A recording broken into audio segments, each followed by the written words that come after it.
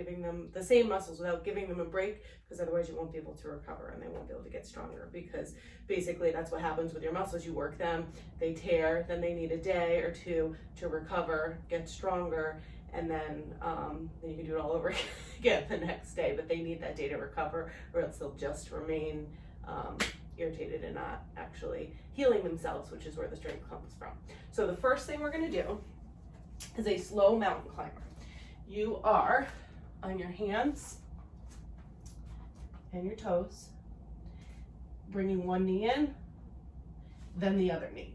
So this is your third option, if you will. Another option would be you can do a knee tap.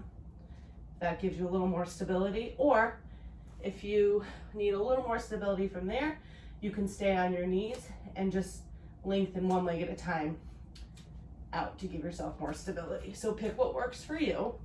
We're keeping our hips level. I want you to go slow, isolate those muscles, keeping your hips level with your body. At any point, you can lower down to your knees, and then just alternate legs, making sure we're not holding our breath, keeping those shoulder blades pulled back and down. Chin is away from our chest, breathing consistently. We've got about 15 seconds left. After this, we're going to work our back muscles. 5, 4, 3, 2, and 1. So next few moves are for our back. We are resting on our stomach on the ground, on the mat, shoulder blades pull back and down. We're going to go into a slow swim. So one arm, opposite leg, lift and reach, lower it down. Other arm and leg, lift and reach. So nice and slowly, engaging through the back of your legs, through your back and shoulders, lengthening your torso, arms, and legs. Lengthening as you lift. Pull those abdominal muscles in and up, weaving them together. One more time on each side. And then lift everything up. Shoulder blades pull down your back. Add that flutter.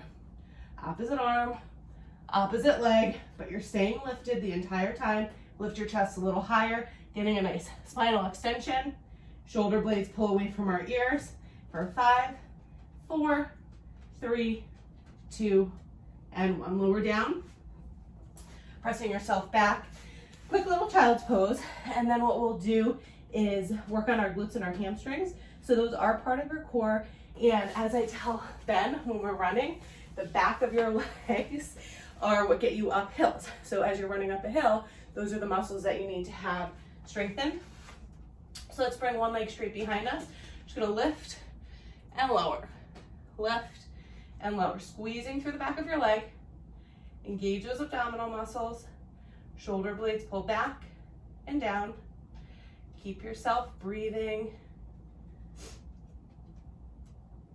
3 more like this. Last 2.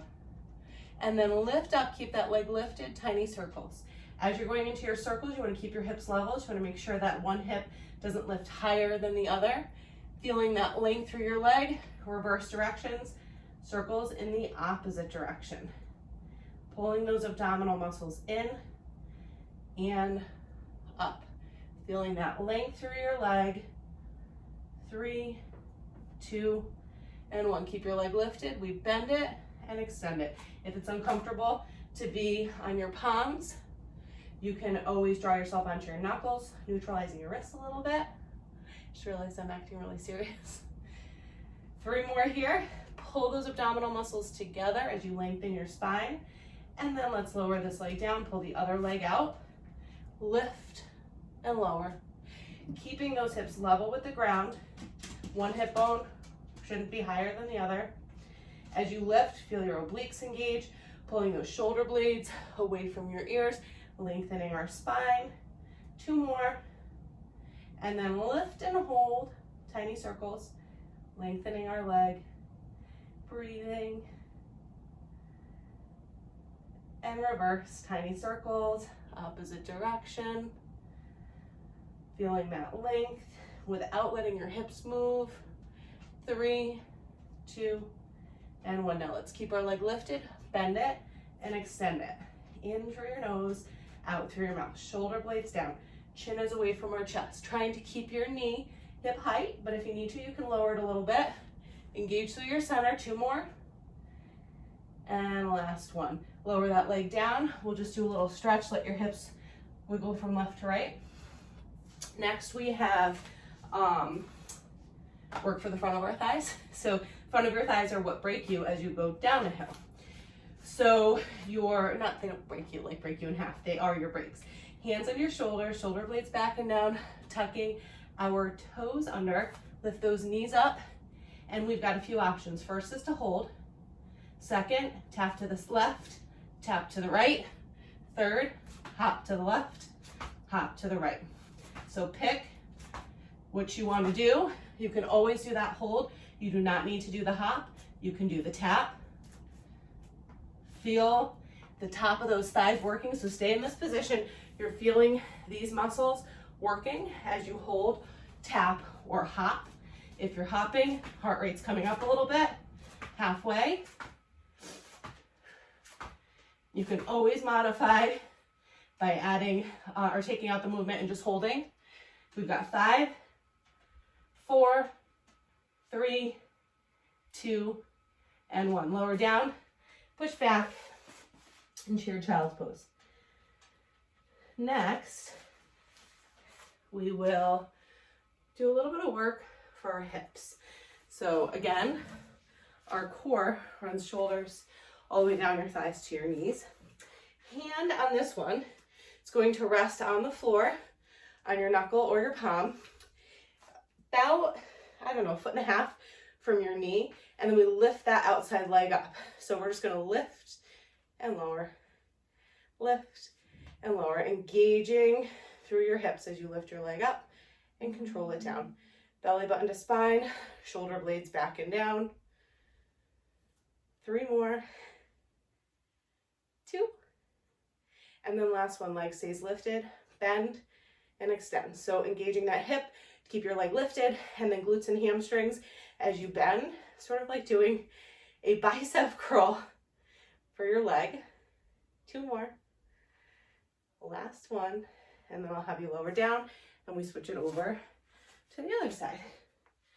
So just a lift and a lower, shoulder blades back and down, feeling that length through your leg and your torso. 2 more. And then lift and hold, bend and extend, bend and extend. Shoulder blades pull away from our ears. Just make sure you're breathing. 3 more. 2 and 1. And then you can lower that leg down. 2 more moves. I'm going to grab, this is kind of funny, I'll show you why in a second. Okay, 2 more moves. Next one, we're on our back. We've got an imaginary rope that goes straight up towards the ceiling. You can keep your feet on the ground, first choice. Second choice, lift them. Third choice, lengthen them. That rope goes in between your knees up through your feet, or in between your knees if your feet are down. So from here, engaging your abdominals, shoulder blades lift. Show you with your knees down. You're just reaching to climb up that rope. Getting a little bit higher each time. Feel that shoulder blade leave the mat. Feet can be lifted. This is more your level 2, your second option, or they can be lengthened. Reach, reach. Pretend you're actually climbing up a rope. Visualize it. Keep those shoulder blades lifted. And then as you reach left to right, you get those obliques fired up. We've got about 20 seconds left.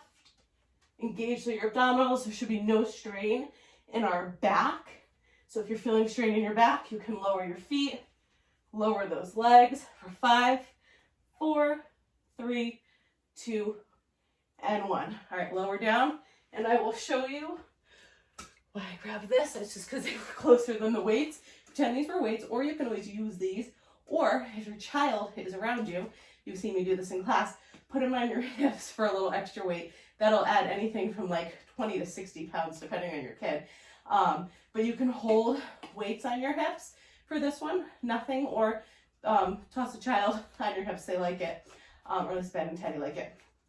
Feet planted on the ground. We're just doing some bridge work. So up and down. So if you haven't already noticed, today's core video is really focused on your legs. If you are in Glastonbury, like me, there's a lot of hills. So I'm doing this for my benefit as much as I am for yours. Strengthening the tops of those legs really helps with the hills. So back of the legs get you up the hill. 2 more. And then lift and hold. So just hold here, belly button and shoulder blades down. Back of the legs get you up the hill. And then the front of your legs, your quads, as you're going down the hill, helps support you. It gives you that braking. And it also helps protect your knees. So keep those hips up, shoulder blades back and down. 5, 4, 3, 2, and 1. Lower yourself down.